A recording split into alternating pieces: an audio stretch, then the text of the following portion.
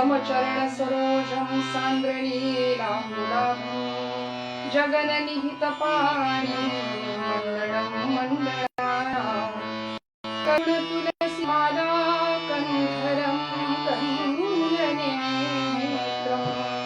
सदयनवनहासं विठ्ठलं चिन्तयामि ज्ञानेशो भगवान् विष्णु निवृत्तिर्भगवान् हर सोपानो भगवान् ब्रह्मा मुक्ताख्या ब्रह्मचित्तला कुंडलिका वरदे हरि विठ्ठल श्री ज्ञानदेव तुकाराम पंढरीनाथ भगवान की जय। अवधूत चिंतन श्री गुरुदेव दत्त जय जय रघुवीर समर्थ।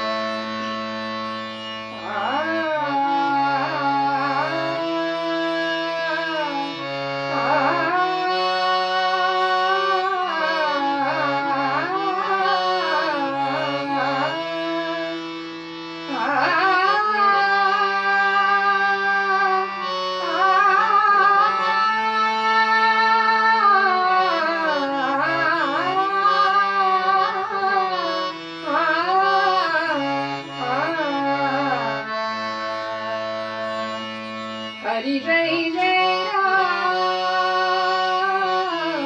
कृष्ण हरि जय जय राम कृष्ण हरि जय जय राम कृष्ण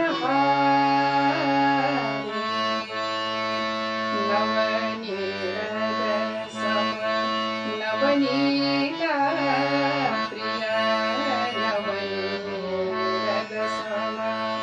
नवनीत प्रिय नवल विनोद विहारी राम नवल नवल नवल विनोद विहारी कृष्ण हरी जय जय राम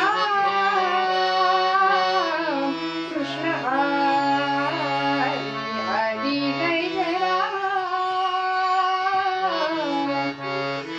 शरणागत दीना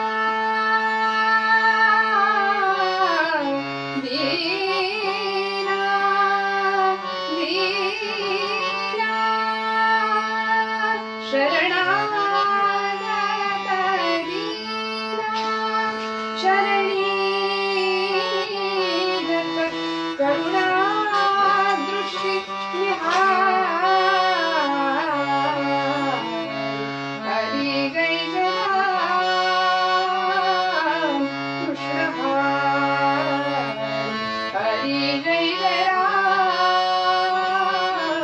जय जय राम जय जय राम कृष्ण कुंडलिका वरदे हरि विठ्ठल श्री ज्ञानदेव तुकाराम पंढरीनाथ भगवान की जय। जय जय रघुवीर समर्थ। नमस्कार श्रोते हो, रामकृष्ण हरी। मी असं समजते की आपल्याला आवाज व्यवस्थित येतोय। सेवेला सुरुवात करते। पुन्हा एकदा कलाप्रेमी मंडळाचे मनापासून आभार व्यक्त करते।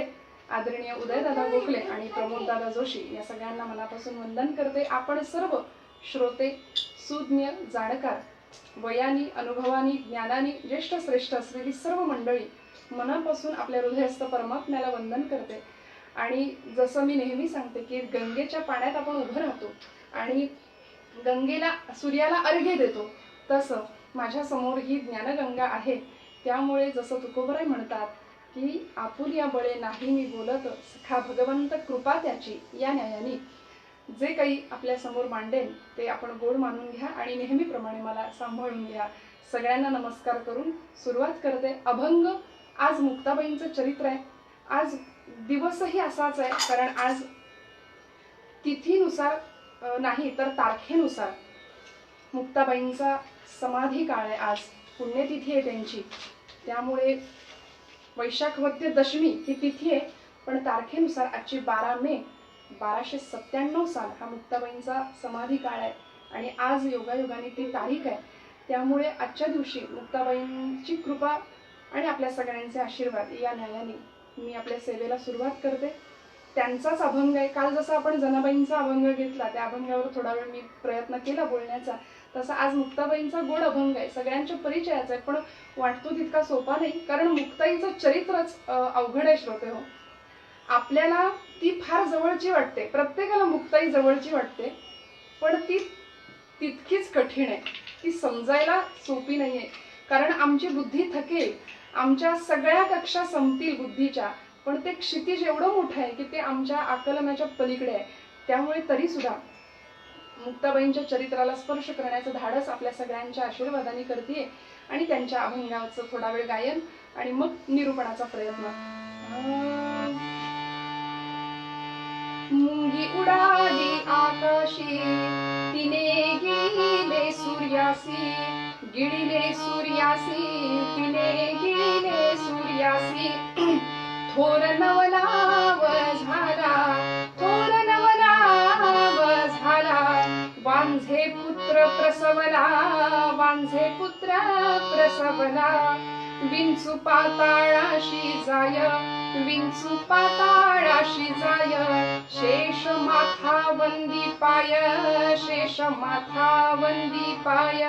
माशी व्याली घार झाली, माशी व्याली घार झाली, देखोनी मुक्ताई हासली, देखोनी मुक्ताई हासली. मुंगी उडाली आकाशी, तिने गिळले सूर्यासी, गिळले सूर्यासी, तिने गिळले सूर्यासी. जय जय रघुवीर समर्थ.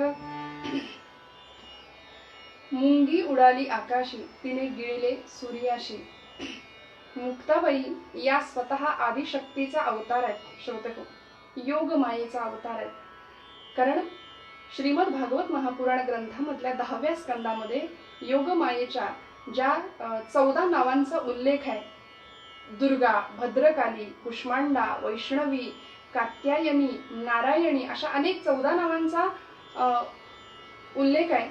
मी झांज मुद्दाम नाही घेतलीये, कारण झांजेमुळे झांजेचा आवाज जसा तंबोऱ्याचा आपल्याला थोडा मोठा येतो तसा झांजेचाही मोठा येऊ शकतो, म्हणून मी झांज नाही घेतली, क्षमा करा. मी सांगत होते या 14 नावांपैकी ती जी योगमाया आहे त्या योगमायेचा अवतार म्हणजे मुक्ताबाई आहेत. आणि म्हणून निळोबाला एके ठिकाणी तिला असं म्हणतात की ती आद्यत्रय जननी देवांची आहे. ती तीनही देवांना प्रसवणारी, ती जगाची जननी आहे मुक्ताबाई म्हणजे. त्यामुळे मुक्ताबाईंचं चरित्र मी म्हटल्याप्रमाणे कठीण आहे, त्याप्रमाणे हा अभंग सुद्धा तितकाच कठीण आहे. तो सोडवायला कठीण आहे, तो आकलन करायला कठीण आहे. कूट प्रकरणातला अभंग आहे आणि मुक्ताबाईंना आलेल्या आत्मसाक्षात्काराची अनुभूती व्यक्त करणारा हा अभंग आहे. श्रोते हो, असे अभंग लिहिताना संतांनी खरं तर कुठल्याही प्रकारच्या अभंगाची रचना करताना संतांना वास्तविक काय अनुभव आला असेल किंवा त्यांना काय वाटलं असेल, त्यांचं भावविश्व काय असेल, हे फक्त तेच जाणे. आपण नाही, आपण फक्त अंदाज लावू शकतो या गोष्टींचा. त्यामुळे या मुंगी उडाली आकाशी, तिने गिळले सूर्याशी हा सर्वपरिचित आणि पाठांतरातला अभंग आहे, सगळ्यांच्या माहितीचा अभंग आहे. त्यामुळे या अभंगाला अनेक तत्ववेत्यांनी, अनेक विचारवंतांनी, अनेक विद्वज्जनांनी स्पर्श करण्याचा प्रयत्न केलाय. जशी दृष्टी तशी सृष्टी या न्यायाने प्रत्येकाला त्यातलं वेगळेपण जाणवलं, त्यांनी ते व्यक्त केलं. आणि आपल्याकडे असं म्हणतात की हे मुक्ताबाईंनी लिहिलेलं अक्षर काव्य आहे, त्याला अक्षर नाही. जसं महाज्ञान देती जगाला अभंग, जयाभंग नाही, तंबोऱ्याचा आवाज थोडासा, जयाभंग नाही असा तो, असे ते अभंग. त्यामुळे आमचा समाज दुभंग होतोय आणि संत वाङ्मय अभंग आहे. आणि या अभंग वाङ्मयातून समाज अभंग होण्याची शक्यता आणि शाश्वती आहे. म्हणून या लॉकडाऊनच्या काळामध्ये सुद्धा संत चरित्र आणि संतांचं वाङ्मय किती महत्वाचं आहे श्रोते हो. म्हणून कलाप्रेमीचे पुन्हा एकदा मनापासून आभार आणि धन्यवाद व्यक्त करते की मुक्ताबाईंचा हा अभंग आहे. सगळ्यांनी या अभंगावर आपापलं मत व्यक्त केलंय. तो समजायला कठीण अभंग आहे, त्यामुळे माझ्या अल्पबुद्धीनुसार आणि अल्पकुवतीनुसार प्रत्येकाने आपापलं मत मांडलंय. अर्थात मत आलं की ते फोडताही येतं आणि राज्यघटनेने तो सगळ्यांना अधिकार दिलाय की आपल्याला नाही पटलं तर ते आपण फोडू शकतो. त्यामुळे प्रत्येकाला जसं भावलं तसा तो अर्थ अभंगाचा अभ्यासकांनी मांडण्याचा प्रयत्न केलाय. मी माझ्या अल्पबुद्धीनुसार आणि अल्पकुवतीनुसार आपल्या सगळ्यांच्या आज्ञेने थोडासा, फार नाही पण अगदी त्या अभंगाचा वाच्यार्थ आणि किंचितसा लक्षार्थ सांगण्याचा प्रयत्न करते. आपण लगेच चरित्राला स्पर्श करूया. अभंग असा आहे. आपल्या मुक्ताबाई म्हणतात, मुंगी उडाली आकाशी तिने गिळले सूर्यासी. मुंगी उडाली आकाशी तिने गिळले सूर्यासी. श्रोते हो, आपल्या सगळ्या संत वाङ्मयामध्ये मग ती गाथा, तुकोबांची गाथा असू दे, ज्ञानेश्वरांची ज्ञानेश्वरी असू दे, एकनाथांचं भागवत असू दे, नामदेवरायांची गाथा असू दे, सगळ्याच ग्रंथामध्ये संतांनी मुंगीला महत्व दिलंय. बरं, मुंगीचा समावेश केलेला आहे. तसं पाहिलं तर आता नामदेवांच्या गाथेमध्ये नामदेव महाराजांचा अभंग आहे, मुंगी व्याली शिंगी झाली तिचे दूध केवढे 7 रांजण भरूनी गेले 12 हत्ती प्याले. हे सगळं आकलनाच्या पलीकडचं आहे. कूट रचना याला असं म्हणतात, कूट अभंग. याशिवाय नामदेव महाराजांचा अजून एक अभंग आहे. नामदेव महाराज म्हणतात की मुंगी उमगली खेचराच्या संगे. मुंगी हे परब्रह्म स्वरूप आहे आणि तो परब्रह्मा, तो परमात्मा मला विसोबा खेचरांच्या कृपेने मिळाला. मुंगी उमगली खेचराच्या संगे. आमच्या तुकोबरायांनी सुद्धा मुंगीचा समावेश केलाय आपल्या साहित्यामध्ये. सगळ्यांच्या परिचयाचा अभंग आहे. काय? लहानपण देगा देवा मुंगी साखरेचा रवा. तुकोबरायांनी नम्रता नावाची मुंगी पसंत केली आपल्या साहित्यात मांडायला, कारण ही नम्रता नावाची मुंगी तुकोबरायांना आवडली. मुक्ताबाईची मुंगी कशी आहे? मुंगी उडाली आकाशी, ती थेट गगनालाच गवसणी घालायला चालली. ती उडाली आणि तिने केलं काय? नुसती गेली नाही, तिने सूर्यालाच गिळून टाकलं. काय मुक्ताबाईंना म्हणायचं असेल हो? यावर अनेकांनी आपापली मतं मांडली. त्यातलं एक मत आपल्याला सांगते की मुक्ताबाई हे स्वतःला मुंगीचं प्रतीक समजतायत, की स्वतः मी म्हणजे मुंगी आहे, स्वतःचं प्रतीक आहे. आणि सूर्य हे ज्ञानसागर परमात्म्याचं प्रतीक आहे.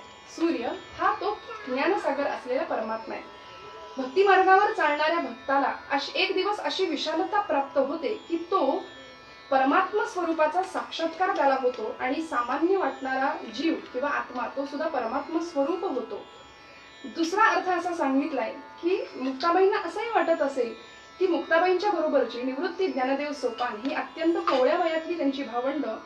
काळ असा विचित्र होता की तत्कालीन समाजाने या सगळ्या भावंडांना अक्षरशः चिरडून टाकलं होतं. श्रोते हो, की संन्याशाची पोरं म्हणून इतकी अवहेलना या मंडळींची या लोकांनी केली. पण त्याही परिस्थितीमध्ये ज्ञानोबांसारख्या कोवळ्या वयातल्या एका महात्म्याने गीता भास्कराला आत्मसात केलंय. बघा, मुंगी उडाली आकाशी तिने गिळले सूर्याशी. मुक्ताबाईंना असंही म्हणायचं असेल.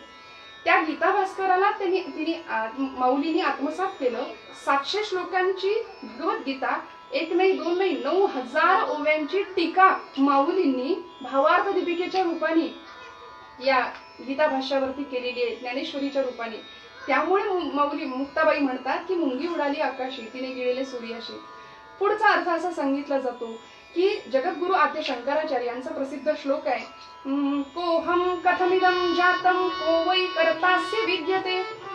प्रत्येकाला प्रश्न पडावा की मी कोण आहे? कोहम, मी का जन्माला आलो? माझ्या जन्माला येण्याचं कारण काय? निमित्त कारण काय? उपादान कारण काय? मी कोण आहे? कोहम. तर या प्रश्नाचं उत्तर आम्हाला मिळतं सोहम, तो तूच आहे. आणि जसं आमचं तत्वज्ञान किंवा आमचे संत आम्हाला सांगतात की या देहरूपी वृक्षावरती 2 पक्षी बसलेत ना, एक जीव आहे आणि दुसरा शिव आहे, की त्या जीवात्म्याने त्या शिवात्म्याला ओळखायचंय.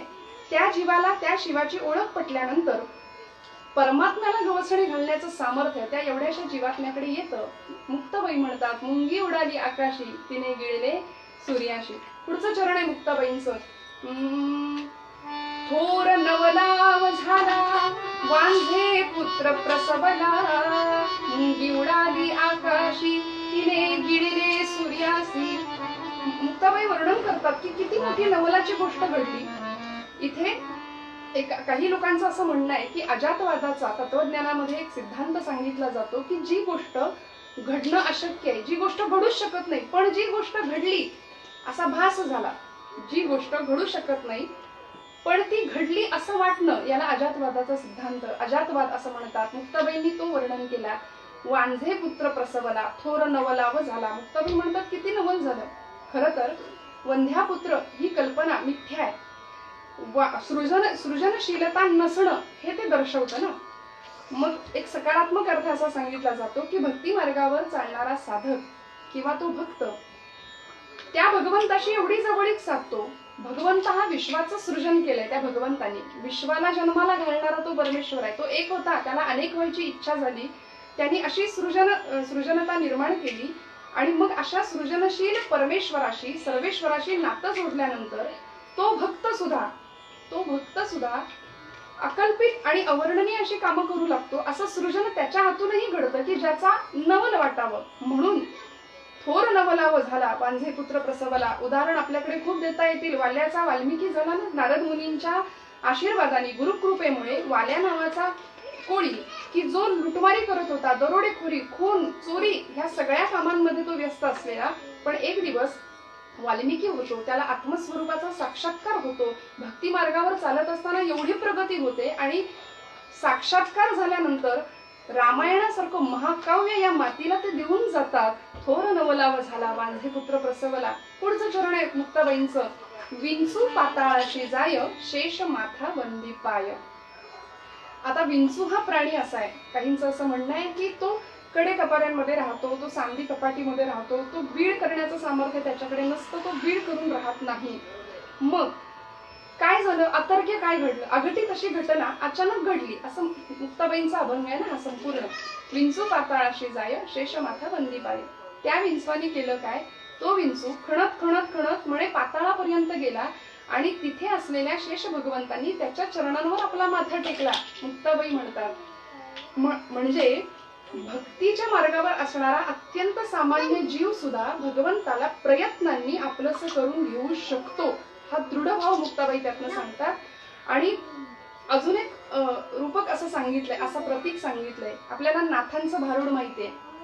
नाथांचं भारुड विंचू चावला, वृश्चिक चावला नाथ महाराज म्हणतात ना. आणि हा जो नाथांचा विंचू आहे, तो विंचू कामरूपी आहे, लोभरूपी आहे, मदरूपी आहे, मत्सररूपी आहे, षडविकारांनी भरलेला आहे. आणि तो मर्यादांचं इतकं उल्लंघन करतो की तो इतका रसा तळाला गेला आणि तिथे असलेल्या शेष भगवंतांनी सुद्धा त्याला हात जोडले. आपण म्हणतो की कोपरापासून दंडवत, ज्याला बाबा रे नमस्कार, पाया पडतो तुला, तू आता ऐकायलाच तयार नाही, इतकी तुझी अधोगती झाली. त्यामुळे या अर्थाने सुद्धा मुक्ताबाई म्हणतात की विंचू पाताळाशी जाय, शेष माथा वंदी पाय. म्हणून आम्हाला आमचं काम आहे की त्याच विषयांमध्ये गुरफटण्यापेक्षा भगवंताचं स्वरूप आहे ना, दिने दिने नवम नवम असा तो भगवंत आहे. अनेक रूपांनी अनेक नव्या गुणांनी तो नटलेला आहे. ते गुण आत्मसात आम्हाला करावे लागतील. आणि मग शेवटी मुक्ताबाई शेवटच्या चरणात म्हणतात की माशी व्याली, मुंगी व्याली, माफ करा, माशी व्याली घार झाली, असं ते शेवटचं चरण आहे. माशी हे आशेचं प्रतीक आहे श्रोते हो. माशी हे आशेचं प्रतीक आहे. जशी माशी गुरफटते ना एखाद्या विषयामध्ये, तशी आशा आम्हाला गुरफटायला भाग पडते, ती आसक्ती आम्हाला गुरफटवायला भाग पडते. एक प्रसिद्ध संस्कृत सुभाषित आहे, असं म्हणतात, आशा नाम मनुष्याणाम काचिदाश्चर्य शृंखला यया बद्धा प्रधावंती मुक्तास्तिष्ठन्ति पंगुवत. म्हणाले आशा नावाची, आशा म्हणजे कोणी माणूस नाही, आशा नावाची, आशा, आसक्ती, इच्छा, मोह, आशा नावाची एक साखळी आहे म्हणाले. ती इतकी आश्चर्यकारक आहे. काचिदाश्चर्य शृंखला काय होतं, ती शृंखला किंवा ती बेडी पायात जर पडली तर माणूस दुप्पट वेगाने धावतो आणि ती बेडी पायातून निघाली की मग पंगुवत अशी अवस्था त्या माणसाची होते. तसं ही माशी आशेचं प्रतीक आहे आणि अशा आसक्तीमध्ये आम्ही गुंतलोय. माशी व्याली घार झाली. आशा कुणाला जन्म देते हो, माशी आशेचं प्रतीक घेतलंय ना. मग आशेमुळे जन्माला काय येतं, अति आशा केली, अति हव्यास केला एखाद्या गोष्टीचा की जन्म होतो फक्त दुःखाचा, पापांचा आणि निंदेचा. मग तो निंदक इतक्या उच्च पराकोटीला पोहोचतो की इतकी निंदा जगाची करत बसतो की जगातलं चांगले पण त्याला काहीच दिसत नाही. माशी व्याली घार झाली. ती घार सूक्ष्मदर्शीपणाचं प्रतीक आहे. घार आणि जसा कावळा, दोन पक्षी असे की अत्यंत सूक्ष्मदर्शी, आकाशामध्ये हिंडणारी ती घार जमिनीवरचा अत्यंत सूक्ष्मातला सूक्ष्म पदार्थ पाहू शकते, झडप घालू शकते. त्यामुळे निंदकाची आशेमुळे जन्माला येणारी जी निंदा आहे त्या निंदकाची दृष्टी इतकी सूक्ष्म होते की त्याला सद्गुण दिसतच नाही. सद्गुणी मनुष्य समोर असला तरी तो त्यातले दुर्गुणच अगदी सूक्ष्म दृष्टीने शोधून काढतो. दुर्गुणच त्याला दिसतात. त्यामुळे या जगात असं नवल घडलं असं मुक्ताबाईंना वाटतंय की माशी व्याधी घार झाली. हा एक नकारात्मक आणि थोडासा सकारात्मक अर्थ असा सांगितला जातो की हा प्रतिकांचा प्रवास आहे. बघा, मुंगीपासून ते घारीपर्यंत मुक्ताबाई आल्या शेवटच्या चरणामध्ये. मुंगी उडाली आकाशीपासून ते माशी व्याधी घार झाली. इवल्याशा पायांनी चालणारी ती मुंगी, इवल्याशा पावलांनी मार्गक्रमणा करणारी ती मुंगी, ते आकाशाला गवसणी घालणारी ती घार, इथपर्यंत मुक्ताबाई नेऊन पोहोचल्या. म्हणजे साधकाच्या किंवा सामान्यातल्या सामान्य भक्ताच्या भक्ती मार्गाचा जो प्रवास आहे त्या प्रवासावरून चालत असताना त्या साधकावस्थेमध्ये त्याला असे अनुभव येत जातात की मी आणि तो दोन नाही, मी आणि माझा भगवंत एकच आहे असा आत्मसाक्षात्कार त्याला होतो. ती भक्ती अशी मुरत जाते आणि मग इतकी विशाल दृष्टी त्याला प्राप्त होते की हा भक्त त्या अवस्थेला पोहोचल्यानंतर त्याला आधीच्या अवस्थेची आठवण येते आणि तो ती अवस्था आठवून हसतो. म्हणून मुक्ताबाई शेवटच्या चरणात म्हणतात, माशी व्याली घर झाली देखोनी मुक्ताई हसली. मुक्ताबाई हसल्या. श्रोते हो, संतांची आमच्याकडून अशी अपेक्षा आहे की आमचं कर्तृत्व बहरावं. बघा, आम्ही कर्तृत्वाला महत्व द्यावं, पण मी केलं असा भाव अजिबात आमच्या ठिकाणी असता कामा नये. कर्तृत्व करावं पण कर्तृत्व भाव त्यागावा. आणि अंगीकार कशाचा करायचा तर कर्तव्य भावाचा अंगीकार करायचा की मला हे केलं पाहिजे, हे माझं कर्तव्य आहे. या कर्तव्य भावाचा अंगीकार करायचा आहे. आणि मग काय होतं, अशा कर्मयोग्याच्या जीवनामध्ये अशा कर्मयोग्याचं स्वागत ती मोक्षरूपी मुक्ताई हसत हसत करते. म्हणूनही मुक्ताई हसली, देखोनी मुक्ताई हसली. आणि श्रोते हो, संतांनी आमच्याकडे असं हास्य मुद्रा टाकावी पण प्रेमाची असावी, ती कुचेष्टेची नसावी. आमचं जगणं असं असावं की संतांनी आमच्याकडे आमच्यासाठी तळमळलं पाहिजे, आमच्यासाठी कळवळलं पाहिजे असं आमचं जगणं असावं. त्यामुळे संतांनी आमच्यावर हसता कामा नये. जग हसलं तरी चालेल. तुकोबाराय म्हणतात, तुका म्हणे हासे जन, आम्हाला त्याची पर्वा नाही, पण संतांनी आमच्यावर हसता कामा नये. मुक्ताबाई म्हणतात, असं नवल घडलं, असं अतर्क्य घडलं, असं अघटित घडलं म्हणून देखोनी मुक्ताई हसली. आता हा सगळा अभंग माझ्या कुवतीनुसार थोडं सांगण्याचा प्रयत्न केलाय. मुक्ताबाई म्हणतात, मुंगी उडाली आकाशी तिने गिळले सूर्याशी. हा सगळा कुठ अभंग लिहिणाऱ्या मुक्ताबाई, काय असेल त्यांची अवस्था, कोण होत्या त्या? योगमायेचा अवतार असलेल्या मुक्ताबाई, श्रोते हो, प्रत्येक युगामध्ये ही योगमाया, ही माया होती बरं, ही आदिशक्ती होती. एका काळामध्ये परशुरामांची आई बनून रेणुका मातेच्या स्वरूपामध्ये ती आली.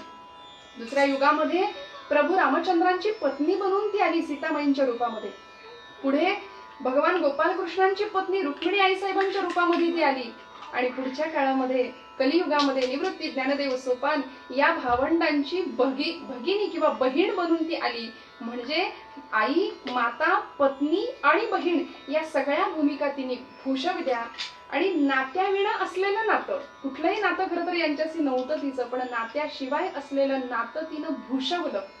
ते कसं आणि कशा पद्धतीने हे आता चरित्र भागात बघायचं. ती चरित्राकडे स्पर्श करते. तिला ब्रह्म चित्कला असं म्हटलंय श्रोते हो. ब्रह्माचं स्वरूप हे सच्चिद आनंद स्वरूप असलेलं ते परब्रह्म आहे. आणि मग यातली चित स्वरूप किंवा चैतन्याची कला, चित स्वरूप असलेलं ते मुक्ताबाईचं स्वरूप आहे. म्हणून ती ब्रह्म्याची चैतन्याची कला आहे, ब्रह्मचित्कला असं तिला म्हटलं जातं. काय घडलं हो, काय घडलं? मुक्ताबाईचं जीवनचरित्र आज अनेकांना अभ्यासावं असं वाटतं, अनेकांना ती जवळची वाटते. याचं कारण काय असावं? सकाळची वेळ आहे आणि पाहिलं मुक्ताबाईंनी, झोपेतनं जाग्या झाल्या. रोज आई शेजारी असायची, ती आई माझी आज शेजारी दिसत का नाहीये म्हणून चापसून बघितलं आजूबाजूला, तर आई दिसेना. म्हटल्यानंतर डोळे चोळत चोळत बाहेर आल्या आणि निवृत्ती दादांना विचारलं, दादा दादा, ए दादा, अरे माझी आई कुठे गेलीये? अरे बाबा दिसत नाहीये, बाबा कुठे गेलेत? आणि म्हणून बाहेर आली. बाहेर निवृत्ती दादा आणि सोपान काका बसले होते. दोघांच्याही हाताला धरलं तिने आणि अशी झोके घ्यायला लागली. झोके घेता घेता विचारते, ए सांग ना रे दादा, सांग ना रे, माझी आई कुठे? आई दिसत नाहीये. निवृत्ती दादांनी तिला जवळ घेतलं, डोळ्यातलं पाणी पुसलं आणि मुक्ताईला सांगितलं, मुक्ताबाई, मुक्ते, अगं आपली आई आणि आपले बाबा देवाघरी गेलेत बरं, देवाघरी गेलेत. मुक्ताई बालसुलभ स्वभावानुसार प्रश्न विचारला, दादा अरे देवाकडे तर आई रोजच जाते, आता येईल इतक्यात. निवृत्तीनाथ म्हणाले, नाही ग मुक्ते, आज आपले आई बाबा गेले ते परत येण्यासाठी नाही, ते कधीच येणार नाहीत, आता कधीच येणार नाहीत. आणि मुक्ताईला कळत नव्हतं निवृत्ती दादा काय बोलतायत, पण मुक्ताईने निवृत्तीनाथांना विचारलं, दादा अरे काय म्हणतोस, आई गेली मग वेड्या तुला आई कुठली रे, आता तुला आई कुठली. तसं निवृत्तीनाथांच्या डोळ्यातनं खळखळ अश्रू ओघळले. मुक्ताबाईला मांडीवर घेतलं, भुरभुर त्या केसातनं हात फिरवला आणि म्हणाले, मुक्ते, मुक्ते, आजपासून तू माझी आई, तू माझी आई. म्हणून मुक्ताबाई नाही तर आज तिला नाव दिलं निवृत्तीनाथांनी, ती आई झाली सगळ्यांची, तिला मुक्ताई असं म्हणायला लागले निवृत्तीनाथ. तू माझी मुक्ताई आहेस, तू आई आहेस माझी. श्रोते हो, आपल्याला प्रसंग माहितीये, चरित्र माहितीये. विठ्ठलपंत आणि रुक्मिणी माता या दिव्य दाम्पत्याच्या पोटी जन्माला आलेली ही गोड फळं, वैराग्याचा मूर्तिमंत आदर्श असलेले विठ्ठलपंत आणि साक्षात भक्ती स्वरूप असलेली आई रुक्मिणी माता यांच्या पोटी ही गोड फळं जन्माला आली. निवृत्ती, ज्ञानदेव, सोपान आणि मुक्ताबाई. नाव सुद्धा परमार्थाचा सोपान म्हणजे त्या पायऱ्या सांगणारी होती. किती गोड आहे बघा. प्रवृत्ती पासून बाजूला झाल्याशिवाय निवृत्ती मिळत नाही, निवृत्ती मिळाल्याशिवाय ज्ञानप्राप्ती होत नाही आणि ज्ञानप्राप्ती झाल्याशिवाय मुक्तीच्या गर्भागारात प्रवेश करण्याचा सोपान आम्हाला मिळत नाही. म्हणून परमार्थ तितकाही सोपान असं सांगितलंय, तो सोपानही आहे वाटतो तितका. विठ्ठलपंत आणि रुक्मिणी माता चरित्र आपण जाणता की ज्यावेळी संन्यासाश्रम स्वीकारला आणि पुन्हा गृहस्थाश्रमामध्ये गुरूंच्या इच्छेनुसार प्रवेश केला, गुरु आज्ञेनुसार प्रवेश केला, भगवंत इच्छेनुसार ही 4 फळं जन्माला आली या दोघांच्या पोटी. आणि समाजाने इतकी अवहेलना सुरू केली की संन्यासाच्या पोटी पुत्र संतती किंवा मुलं जन्माला येतात म्हटल्यानंतर हे महत् पाप आहे, महत् पाप आहे. या लोकांना जगण्याचा अधिकार नाही. त्यामुळे समाजाकडून विटंबना झाली आणि म्हणून विठ्ठलपंत आणि आई रुक्मिणी मातेने देहत्याग करण्याचं ठरवलं, देहांत प्रायश्चित्त घ्यायचं ठरवलं. आणि ज्या दिवशी जाणार त्याच दिवशी रात्री आपल्या सगळ्या मुलांना जवळ घेतलं, सगळ्यांना स्वतःच्या हाताने खाऊ पिऊ घातलं, भरवलं रुक्मिणी मातेने. मुक्ताबाईच्या केसावरून हात फिरवला, तिची वेणी फणी केली, सगळ्यांना शांत झोपी लावलं, झोपी घातलं, पांघरुण घातली अंगावर. एकीकडे पातिव्रत्य आणि रुक्मिणी मातेचं एकीकडे वात्सल्य वाहत होतं. काय करू, कशी सोडून जाऊ या माझ्या लेकरांना. म्हणून मुक्ताबाईच्या जवळ गेली, डोक्यावरून हात फिरवला, पांघरुण नीट केलं अंगावरचं आणि रुक्मिणी मातेच्या डोळ्यातनं अश्रू खळखळ ओघळला आणि मुक्ताबाईच्या गालावर, मुक्ताबाईने झोपेतच तो गालावरचा अश्रू, तो गालावरचं ते पाणी बाजूला केलं, म्हणजे वात्सल्य पुसून टाकलं. रुक्मिणी माता त्या क्षणी उठल्या आणि निघायला लागल्या. निवृत्ती जागा झाला. निवृत्तीनाथांच्या जवळ दोघे जण आले आणि सांगितलं, निवृत्ती तू मोठा आहेस, तू जाणतायस, तुला गहिनीनाथांचा कृपाशीर्वाद आहेस, तुला ब्रह्मज्ञान म्हणजे काय ते कळाले. ऐक बाळा, आम्ही जातोय, आता तू जबाबदारी घे या सगळ्यांना सांभाळायची. ज्ञानाला सांभाळ, सोपानाला सांभाळ. निवृत्ती, माझ्या मुक्ताईला सांभाळ बरं, मुक्ताईला सांभाळ. फार कणखर आहे बरं ती, तिला आधी गुण आधी अजिबात चालत नाही, पण अरे तिच्या ममताळूपणाचा पण अंत लागत नाही बरं, तिच्या ममताळूपणाचा अंत लागत नाही. मुक्ताईला सांभाळ असं म्हणून दोघेही निघाले. असं म्हणतामध्ये रात्रीची वेळ, प्रचंड काळोख दाटलेला आहे, इंद्रायणी निस्तब्ध वाहतीये आणि अशा प्रसंगामध्ये पांडुरंगा सांभाळ रे बाबा, विश्वाचा तो भार त्याच्यावर सगळा सोपवला, तोची विश्वंभर विश्वाचा आधार करी दैन्य दूर नारायण. ही खात्री होती की या सगळ्यांचा सांभाळ तो भगवंत निश्चित करेल, म्हणून सगळा भार सोपवला आणि त्या इंद्रायणीच्या डोहामध्ये धाड धाड दोघांनी उड्या टाकल्या. कितीतरी पाण्याची वलय एका मागोमाग एक उठली आणि काही क्षणांनी इंद्रायणी पुन्हा स्तब्ध झाली, शांत झाली, शांत झाली. आज सकाळी मुक्ताबाई पुन्हा पुन्हा विचारते, बराच वेळ झाला आई येईच ना घरी म्हटल्यानंतर पुन्हा पुन्हा न राहून विचारते. आता मात्र थोडासा कंठ दाटून येत होता. ए दादा, ए दादा सांग ना रे माझी आई कुठे आहे, ए दादा सांग ना रे बाबा कुठे आहेत, बाबा कुठे आहेत. आणि आई बाबा आता कधीच येणार नाही हे ज्यावेळी कळालं, याची खात्री झाली, त्यावेळी मुक्ताबाई, ज्ञानदेव आणि सोपान अक्षरशः ढोरासारखे रडायला लागले. आकांत बनला आई बाबा. त्यावेळी निवृत्तीनाथांचं काम होतं आज्ञा होती आई वडिलांची. निवृत्तीनाथांनी तिघांना जवळ घेतलं. ए मुक्ते, ए ज्ञाना, ए सोपाना, अरे ऐक तरी, अरे ऐक तरी, अरे ऐक तरी. ती दोन चिमणीची पिलं तरी बघा. आपल्या समोरच्या त्या पिंपळाच्या झाडावर एक चिमणीचं घरटं आपण बघितलं होतं की नाही. ऐक तर मुक्ते, अगं मी काय सांगतो ते, इकडे बघ, रडू नकोस, ऐक.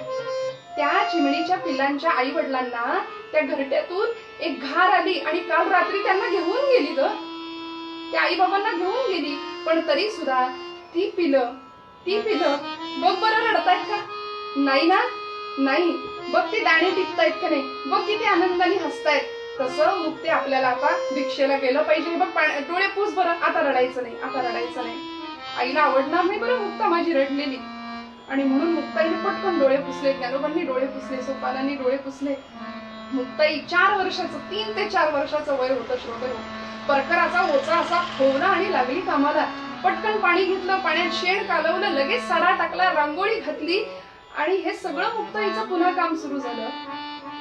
आणि याच वेळी निवृत्ती ज्ञानदेव भिक्षेसाठी बाहेर पडणार, सोपान काका मुक्ताई जवळ घरी थांबणार, असा न्याय होता. आणि निवृत्ती ज्ञानेश्वर बाहेर पडत असताना एवढ्यात लक्ष्मी आत्या नावाची एक शेजारची कुंभारीण धावत आली. तिला कळालं विठ्ठलपंत आणि रुक्मिणी आईसाहेबांनी, रुक्मिणी मातेनी देहांत प्रायश्चित्त घेतलं. ही लक्ष्मी आत्या म्हणजे जी जीवनाला कंटाळून आत्महत्या करायला निघालेली एक स्त्री होती, जिला विठ्ठलपंतांनी वाचवलं. त्यामुळे या घराण्याशी तिचे ऋणानुबंध जुळले. ती धावत आली, पदराचा बोळा अक्षरशः तोंडात कोंबला आणि या लेकरांचं सांत्वन करायला आली की बाळांनो, अगं किती अंत बघितला सगळ्या गावाने तुमच्या आई वडिलांचा.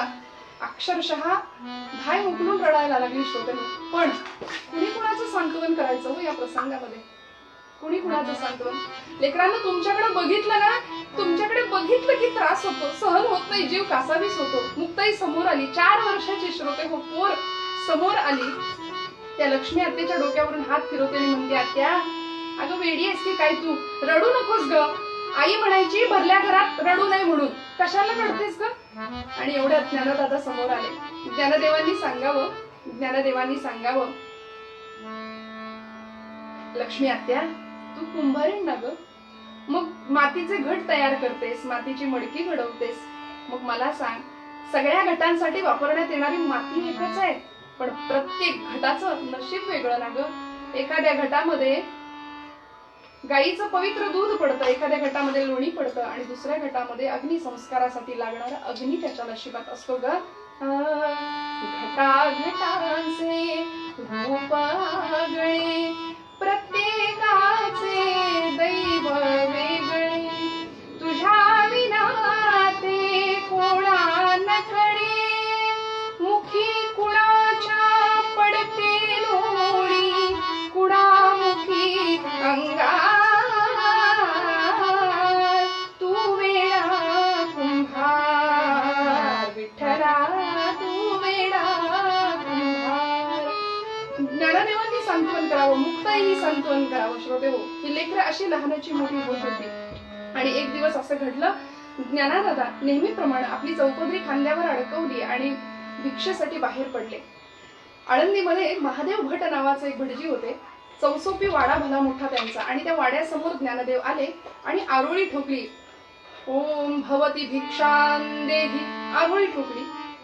महादेव भट घरात नव्हते, इंद्रायणीच्या स्नानाला गेले होते. आणि त्यांची यमुना नावाची पत्नी ओसरीवर एका पायरीवर उभी राहून वाट बघत होती आपल्या पतीची. त्यामुळे यमुनाबाई धावत आल्या आणि म्हणाल्या, कारण उन्हाने कोमेजलेलं ते ज्ञानोबाचं मुखकमल पाहिलं आणि वाईट वाटलं. करुणा अंतःकरणात उभी राहिली आणि म्हणाल्या, ज्ञाना टेक जरा इथे, जराशी बस, मी आलेच हा. आणि ज्ञानराजांनी सांगावं, माते थोडंसं पाणी मिळेल का, थोडंसं पाणी मिळेल का? यमुनाबाईंनी सांगावं, अरे बाळा पाण्याला कुणी नाही म्हणतोय, थांब जरा. एवढेच आले म्हणून त्या गेल्या आणि गुळाचा खडा आणि पेलाभर पाणी घेऊन आल्या. ज्ञानदादांनी फक्त पाणी घेतलं आणि गुळाचा खडा आई नको म्हणून सांगितलं, कारण हे गोडाधोडाचं खायची आता सवय राहिली नाही. आणि जर आता खाल्लं तर जिभेला चटक लागेल आणि ती जाता जायची नाही. यमुनाबाईंचं अंतःकरण कळवळलं. म्हणाले, हो ना ज्ञाना, मग आता थांबच, 2 घास खाऊनच जा बरं, मी आत्ता पान घेऊन बाहेर येते. आणि असं म्हणून ते आज जाणार. एवढ्यात ज्ञानदादा सांगतायत, नको आई, नको म्हणते, फक्त कोरांनाची भिक्षा घाला. माझी सोपान आणि मुक्ता दोघंही भुकेली माझी भावंड घरामध्ये असतील, मला कोरांनाची भिक्षा द्या, मी निघतो. आणि असं म्हणायला आणि महादेव भट अंगणामध्ये यायला. ते आल्याबरोबर असा संताप झाला. आधीच आग, त्यात अजून आग पडली आणि आगडोंब उसळला आणि महादेव भटजींनी अक्षरशः गरजले ज्ञानेश्वरांवरती. त्यांना अपेक्षित, त्यांना वाटत असलेलं माऊलींचं अभद्र मुख त्यांच्या दृष्टीस पडलं आणि गरजले, अरे ए संन्याशाच्या पोरा, तुला कितीदा सांगितले रे की इथे या घरामध्ये ओसरीपर्यंत आतपर्यंत येत जाऊ नकोस म्हणून. सगळा भ्रष्टाचार, सगळा बिटाळ केला या लेकरांनी. अरे अरे अरे, इंद्रायणीचं स्नान करून आलो, शिव हरे शिव हरे शिव हरे. पार्वती त्या यमुनाबाई सांगत होते, अहो पण तुम्ही एक अवाक्षर बोलू नका म्हणाले, तुम्ही काही बोलू नका, याला काय जी भीक वाढायची ती द्या आणि मोकळं व्हा, याला हकलून द्या बरं. आणि बरं का रे, संन्याशाचा पोर म्हणून जन्माला आलायस ना, तर तुला जगायचाही अधिकार नाही. एकतर जन्माला येऊ नये आणि जन्माला आलंच तर जगायचं नाही. ज्ञानोबांच्या डोळ्यातनं खळकन तप्त अश्रू बाहेर पडला आणि उन्हाने तापलेल्या तप्त भूमीमध्ये तो मिसळला. संन्याशाच्या संततीने जगायचं नाही, संन्याशाच्या संततीने मरायचं, एवढं ऐकल्याबरोबर ज्ञानदेवांचा संताप अनावर झाला. झपकन माघारी वळले, अश्रुभूमीमध्ये मिसळले आणि त्या क्षणाला तडक इंद्रायणीच्या काठी जो अश्वत्थ वृक्ष होता ना, त्या वृक्षाच्या दिशेने ज्ञानदेव धावत सुटले. धावताना इंद्रायणी पाहत होती मुसमुसणाऱ्या ज्ञानदेवाकडं, अश्वत्थ वृक्ष पाहत होता आणि सिद्धेश्वर परमात्मा भगवंत सुद्धा पाहत होता. ज्ञानदेव थेट गेले आपल्या झोपडीमध्ये, झोपडीचं दार लावून घेतलं आणि आता योग साधनेच्या तपस सामर्थ्यावर, योग साधनेच्या बळावर हा देह संपवून टाकायचा, जीवन संपवून टाकायचं, हा निश्चय त्यांनी पक्का केला. आणि बराच वेळ झाला ज्ञानदादा कुठे दिसेना म्हणून सगळे शोधतायत. मुक्ताबाई शोधायला लागली, ज्ञानदादा दिसेना. झोपडीचं दार उघड ज्ञानदादा, रे दार उघड, दार उघड असं म्हणत असताना उपयोग होत नव्हता. पण मुक्ताबाई शेवटी समोरी आली, कारण स्वतःचं अस्तित्व तिने ज्ञानदेवांच्या अस्तित्वामध्ये मिसळून टाकलं होतं. श्रोते, मुक्ताबाई सामोरी आली आणि ज्ञानदादाला सांगते, ज्ञानदादा अरे वेड्या, अरे शिकवण नाही बरं, विनंती केली. ज्ञानदादा अरे तुम्हीच जर निघून गेलात दादा तर सांगा या महाराष्ट्राला ज्ञानेश्वरी कोण देईल? या महाराष्ट्राचा कैवार, आमच्या अनाथांचा कैवार कोण घेईल आपल्याशिवाय? दार लावू नका दादा, दार लावू नका. विसरलात का तुम्ही? आईने जाताना सांगितलं होतं की या सगळ्यांना तुम्हाला सांभाळायचंय. आणि काय दादा तुमच्या या रागाचा उपयोग? वरवर त्याग आणि मनभर राग, काय उपयोग त्याचा सांगा बरं? दादा अहो आपण नाथ संप्रदायाचे आहोत, आपण योग्यांच्या कुळातले आहोत. दादा योगी कुणाला म्हणायचो? आणि मुक्ताबाईच्या मुखातनं अक्षरशः वाणीचा ओघ कल्लोळू लागला. तिच्या शब्दांनी अभंगाचं रूप घेतलं आणि ती सांगतीये, योगी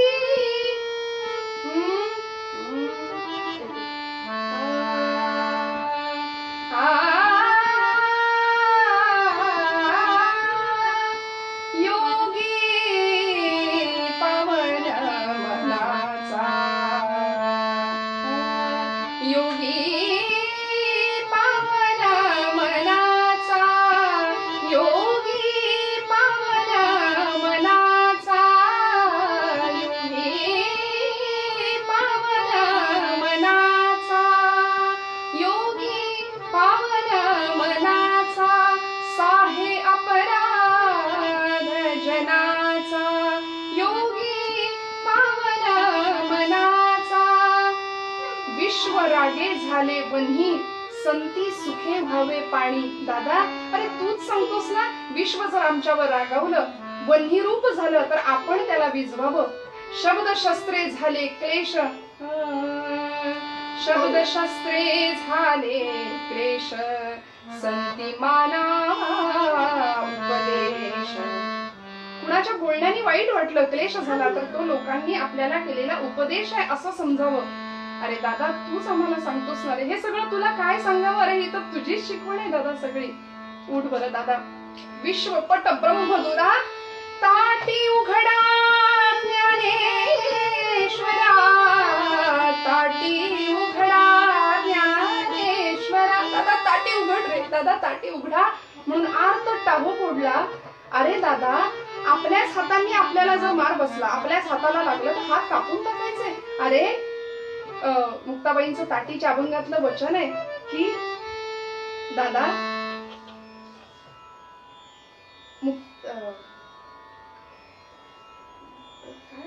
बत्तीशी चाविली त्या, मला आठवत नाहीये, माफ करा, ते वचन खूप सुंदर आहे की आपल्याच दातांनी आपली जीभ जर चावली तर आपण बत्तीशी पाडून टाकतो का? खूप सुंदर वचन आहे, मला आठवत नाही.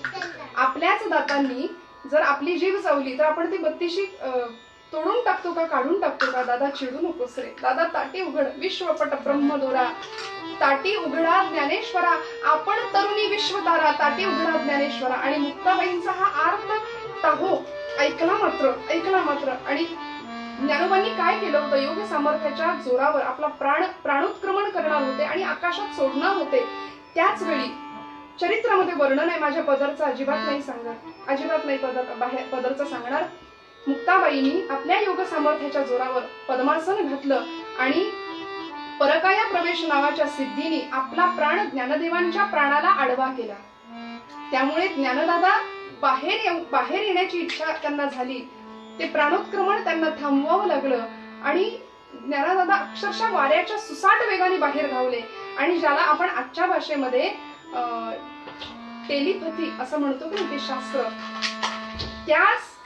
त्या आधारे मुक्ताबाईंनी ज्ञानोबांना सांगावं, वाणीचा वापर न करता, कुठल्याही शब्दांचा वापर न करता हे ताटीचे 11 अभंग ज्ञानोबांपर्यंत टेलिपॅथीच्या माध्यमातून मुक्ताबाईंनी पोहोचवले श्रोते हो.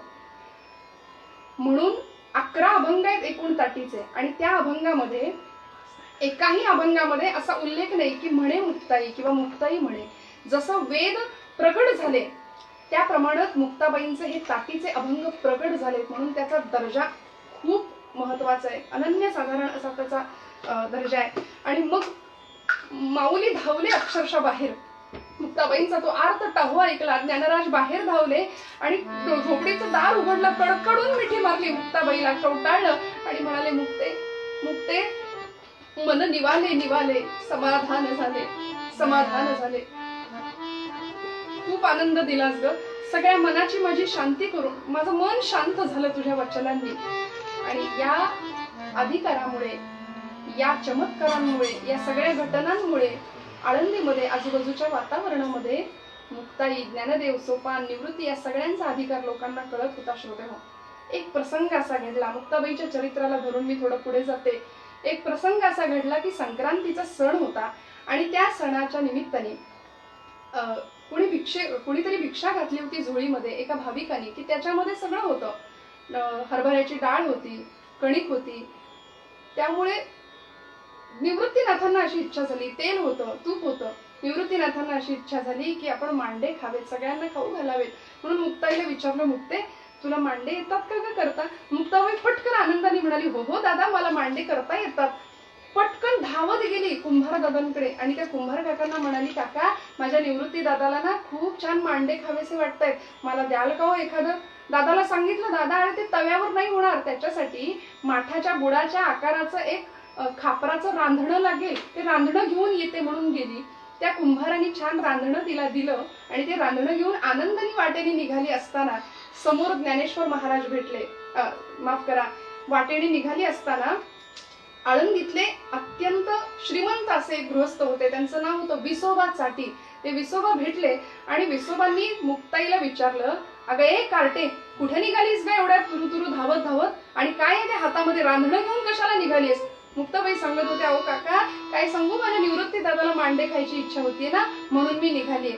आणि म्हणून विसोबांच्या मनात विचार आला, अरे स्वतःला साधू म्हणवता आणि असा जिभेला चटका कशाला हवा तुम्हाला? म्हणून आड ते रांधणं इकडं हिसकावून घेतलं आणि अक्षरशः खाली टाकलं, फोडून टाकलं श्रोते हो. दुसऱ्यांदा आणलं, दुसरंही रांधणं तिने त्या विसोबांनी फोडून टाकलं. आणि मग मात्र मुक्ताई रडत निघाली आणि मग वाटेत तिला ज्ञानदादा भेटले. ज्ञानराज विचारतात, मुक्ते डोळ्यात पाणी का बरं तुझ्या, का रडतीयस ग? तेव्हा मुक्ताबाई सांगत होती, दादा, या विसोबा चाटींनी मला मारलं, नवे माझं रांधणं सुद्धा फोडून टाकलं रे. दादा, मला मारलं किंवा रांधणं फोडलं म्हणून मला वाईट नाही, मला मारलं, मला ते वाईट बोलले म्हणूनही वाईट नाही. दादा, मला सगळ्यात या गोष्टीचं वाईट वाटतंय की माझ्या निवृत्ती दादाला मांडे खायची इच्छा आहे आणि ते खाता येणार नाही रे, खाता येणार नाही.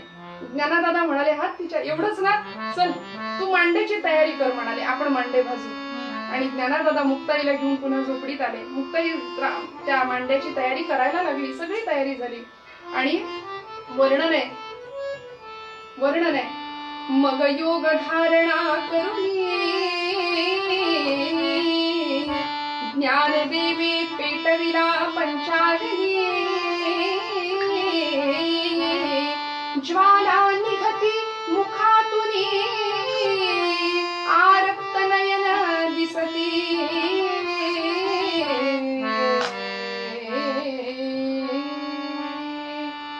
मुक्ताईनं सगळी तयारी केली. ज्ञानादादांनी योग सामर्थ्याच्या बळावर आपल्या पाठीवर मुक्ताईला मांडे भाजायला लावले. श्रोते हो, चमत्कार काय दिसावा लोकांना.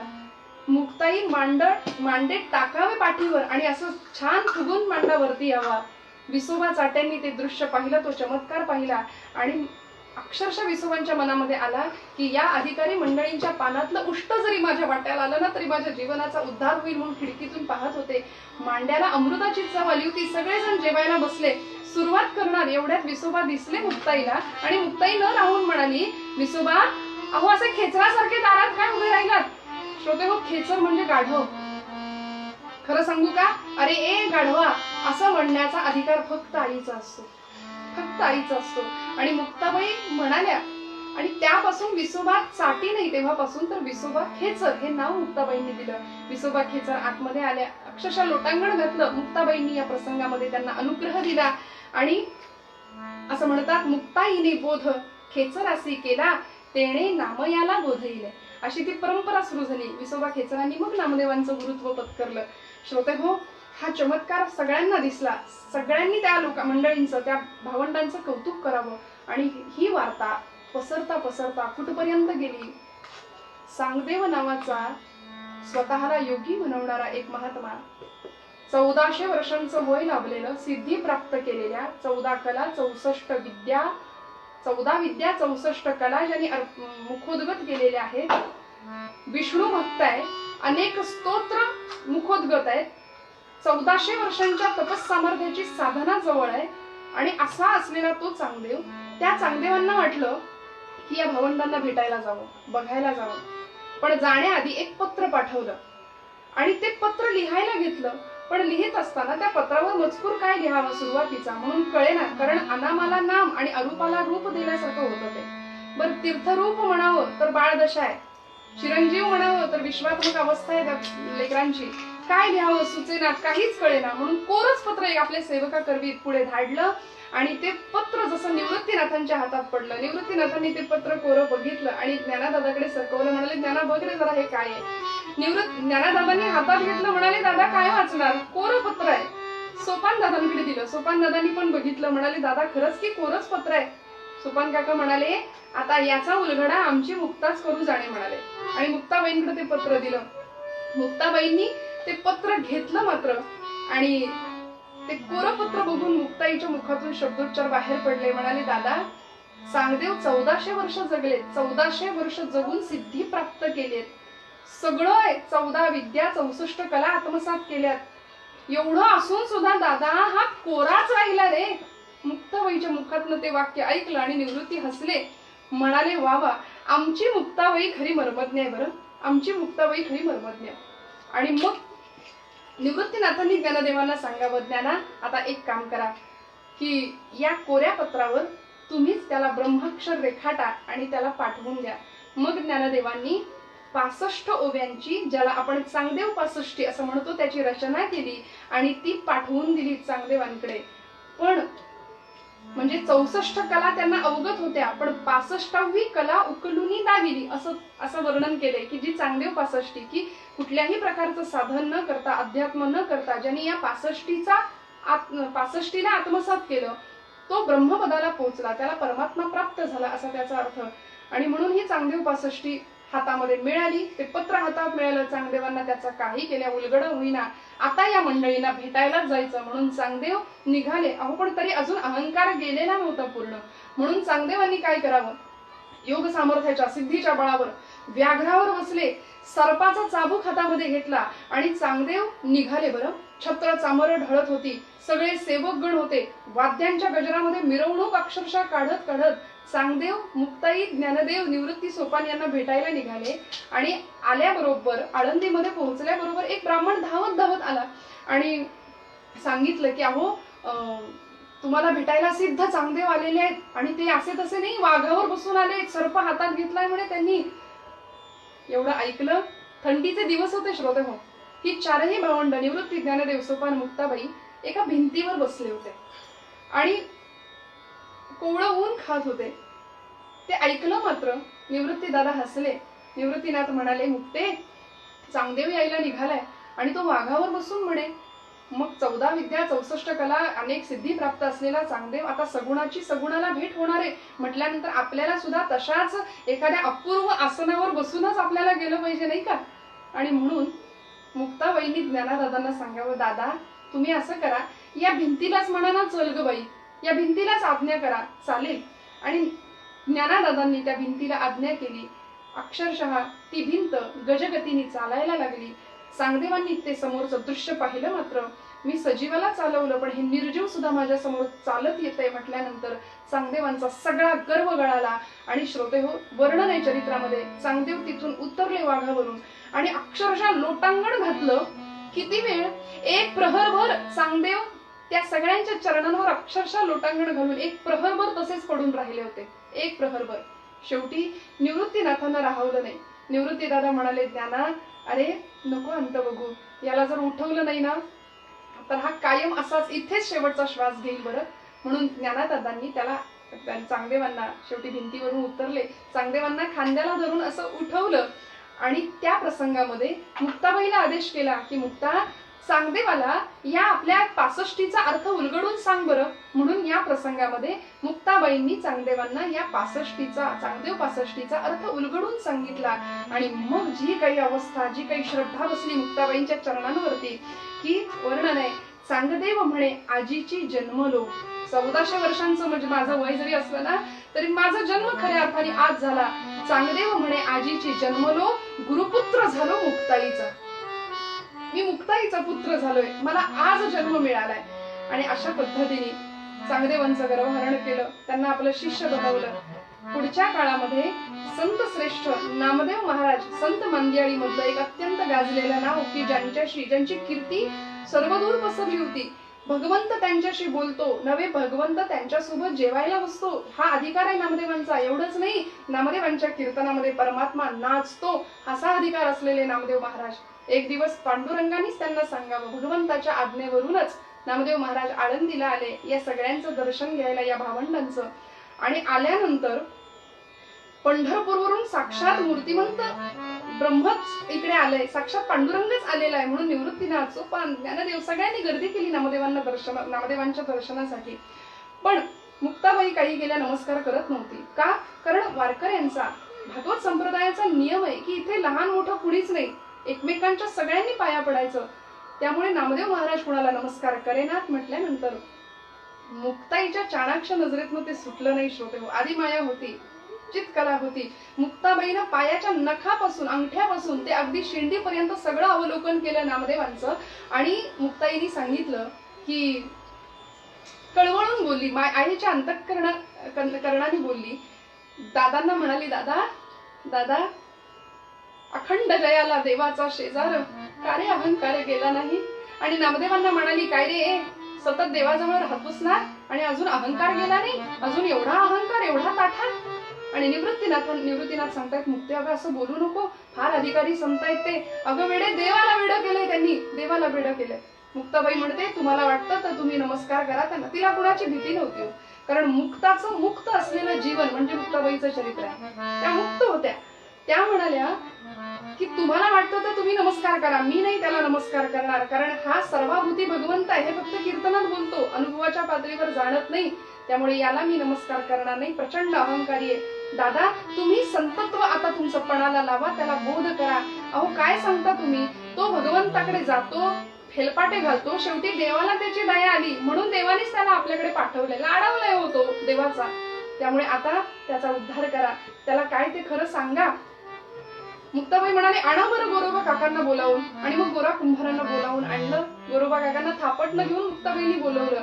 आणि आता परीक्षा घ्यायची होती थापटणं आपटून प्रत्येकाची. प्रसंग आपल्याला माहितीये की ज्यावेळी पहिले परीक्षेचे मानकरी आता निवृत्तीनाथ होते. गोरोबा काकांनी ते थापटणं निवृत्तीनाथांच्या डोक्यावर आपटलं.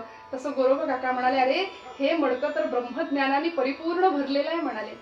गोरोबा काकांनी पुढचं थापटणं ज्ञानदेवांच्या डोक्यावर आपटलं. म्हणाले, इथं तर कशाचीच कमतरता नाही. गोरोबा काकांनी ते थापटणं सोपानांच्या डोक्यावर आपटलं. म्हणाले, इथेही कशाची, इथे तर कोरेपणाचा लवलेशही नाही म्हणाले, कच्चेपणाचा लवलेशही नाही. आणि असं करता करता करता मुक्ताईच्या डोक्यावर थापटणं आपटलं. आणि आपटल्याबरोबर गोरोबा काका म्हणाले, थापटणं आपटल्याबरोबर इथं तर अमृताची संजीवनीच होतो आणि म्हणाले. आणि क्रमाने आता नामदेवांच्या डोक्यावर ते थापटणं आपटायला गोरोबा काका पुढे सरसावले. थोपटणं वर केलं तसं नामदेव महाराज संतापले. अरे असं थापटणं आपटून कळतं का की कच्चं मडकं कच्चं आहे की पक्क आहे ते? मला वाटलंच होतं, म्हणूनच मी इथे यायला तयार नव्हतो, मी येणारच नव्हतो. नामदेव महाराज प्रचंड संतापले आणि म्हणाले, पण त्या पांडुरंगाने मला यायला इथे भाग पाडलं. रडून रडून रडून अगदी आपला पितांबर आसवांनी ओला केला आणि मला म्हणाला, माझी ज्ञाना, माझी मुक्ता, जा नाम्या, त्यांच्या भेटीला जा. म्हणून आलो. पण खरं सांगू का, इथे आल्यानंतर असा माझा थापटण्याने पाहुणचार केला तुम्ही सगळ्यांनी. माझं असं झालंय की दरिद्र्यांनी परीस म्हणून एखाद्या वस्तूकडे धाव घ्यावी आणि हातामध्ये काच घ्यावी, तसं माझं झालंय. म्हणून नामदेव महाराज माघारी आले, पांडुरंगाकडे धावले आणि पांडुरंगाला सांगितलंय, बघ पांडुरंगा, असा असा मला अनुभव आला, आता मला परत या मंडळींकडे पाठवू नको. काय ती मुक्ताबाई, नामदेवांचा शब्द आहे गाथेतला, ती सणकांडी आहे म्हणाले, अत्यंत तिखट आहे, ब्रह्मांड कवेत घ्यायची भाषा करते, त्यामुळे देवा आता मला तिकडे पाठवू नको. नामदेवांचं बोलणं ऐकून भगवंत हसले आणि म्हणाले, नाम्या, खराय मुक्ताईचं, तुला गुरु कृपा करून घ्यावी लागेल. आणि मग भगवंतांच्या सांगण्यानुसार नामदेव महाराज औंढ्या नागनाथला गेले आणि तिथे विसोबा खेचरांची भेट झाली आणि मग तिथे ते गुरुत्व लाभलं. यानंतर श्रोते हो, एक दोन प्रसंग आहेत, मी लगेच संपवते. माऊलींची समाधी झाली. समाधी प्रसंगामध्ये सुद्धा ज्यावेळी माऊलींचा समाधी घेण्याचा निश्चय झाला त्यावेळी मुक्ताबाई म्हणत होती की देवा, ज्ञानादादा, देवाला विचारा ना माझी सोय काय. माऊलींची निवृत्तीनाथांनी शब्द दिला, ज्ञाना मुक्तीची काळजी करू नकोस, मी आहे तिच्यासाठी. माऊलींच्या समाधी प्रसंगी सगळे रडत होते, पण मुक्ताबाई एकट्या म्हणत होत्या की का आक्रोशता, का रडता, का उगीच त्रागा करून घेता. अरे रडायचं त्याच्यासाठी असतं की ज्याचं जीवन अपूर्ण आहे. माझ्या ज्ञानादादासारखं पूर्ण जीवन कुणीच जगलं नाही. सोन्याचा स्पर्श आहे माझ्या ज्ञानादादाच्या जीवनाला. रडू नका. उलट वर्षत सकळ मंगळी, ईश्वर निष्ठांची मांदी आळी, वर्षत सकळ मंगळी, हे गा, त्याचंच गुणगान किंवा त्याचंच हे वचन. आणि अशा पद्धतीने ज्यावेळी ज्ञानदेवांच्या समाधीनंतर सोपान काकांनी सासवडला समाधी घेतली, पुढच्या काळामध्ये तीर्थयात्रेसाठी निवृत्ती आणि मुक्ताबाई आणि नामदेवी मंडळी सर्व तीर्थयात्रेला बाहेर पडलेली असताना जळगाव जिल्ह्यामधलं एदलाबाद नावाचं गाव, की ज्याला आज मुक्ताई नगर म्हणून ओळखलं जातं, त्या तापी संगमावर आल्यावर निवृत्तीनाथांनी एक दिवस मुक्ताईला विचारलं की मुक्ते, स्वस्वरूपामध्ये कधी दिसायचं ग. तेव्हा मुक्ताबाईंनी फार सुंदर उत्तर दिलं, दादा, अरे आकाशात एकदम कडाडणारी वीज कुठे जाते, ती त्या स्वरूपात विलीन होते. किंवा निरांजनातला दिवा जर विझला तर तो निरांजनामध्येच विलीन होऊन जातो ना, तसंच माझं होईल रे, काळजी करू नको. आणि म्हणून श्रोते, नाथांनी वर्णन केलंय की मुक्ताईच्या समाधीचं वर्णन करत असताना की मुक्ताईंची समाधी अशी इतरांसारखी भुयारात जाऊन किंवा एखाद्या खोलीमध्ये किंवा कडेकपारीमध्ये किंवा जलसमाधी अशा कुठल्याही स्वरूपाची नाही, तर एकनाथ महाराज म्हणतात, नाथाचे आश्रमी समाधी रहित, मुक्तता मुक्त नाम तुम्हा. अचानक त्या दिवशी वैशाख वद्य दशमीचा दिवस आणि तारखेनी आजचा दिवस 12 मे 1297 साल, त्या दिवशी मुक्ताई नगर म्हणजे एदलाबाद या ठिकाणी तापी संगमावरती अक्षरशः विजांचा कडकडाट सुरू झाला. मेघगर्जना, प्रचंड सोसाट्याचा वारा आणि एक वीज अशी चमकून गेली की त्या प्रकाशामध्ये कुणालाच काही दिसेना. आणि नंतर पाहताय तर मुक्ताबाई कुठेच नव्हती. त्या विजेबरोबर ती लुप्त झाल्याचं चरित्रामध्ये वर्णन आहे. आणि म्हणून तिचा जन्म घटस्थापनेचा आहे, यावरून ती आदिशक्तीचा अवतार आहेच. आणि समाधी काळ वैशाख वद्य दशमीचा, आज मुक्ताई नगरला तिची समाधी आहे. निळोबाराय या सगळ्यांना वंदन करताना शेवटी एवढंच म्हणतात,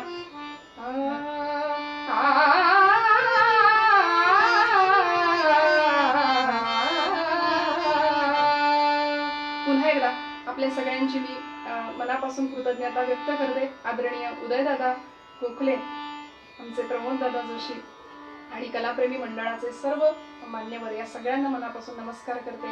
या लॉकडाऊनच्या काळामध्ये इतकं सुंदर कार्य या सगळ्या मंडळींनी हातात घेतलं, या कार्याला शुभेच्छा देते. आणि एवढी भैरवी म्हणून निळोबारायांची म्हणून मी थांबते. पुन्हा एकदा काही चुकलं असेल क्षमा करा. झालेली सेवा गोड मानून घ्या. नमो ज्ञानेश्वरा, नमो ज्ञानेश्वरा, निवृत्ती सोपाना, निवृत्ती उदारा सोपान देवा. मुक्ताबाई नमो त्रिभुवना पावनी, आद्यत्रय जननी देवांची, आद्यत्रय जननी देवांची, आद्यत्रय जननी देवांची. पुंडलीक वरदा हरी विठ्ठल श्री ज्ञानदेव तुकाराम पंढरीनाथ भगवान की जय. जय जय रघुवीर समर्थ.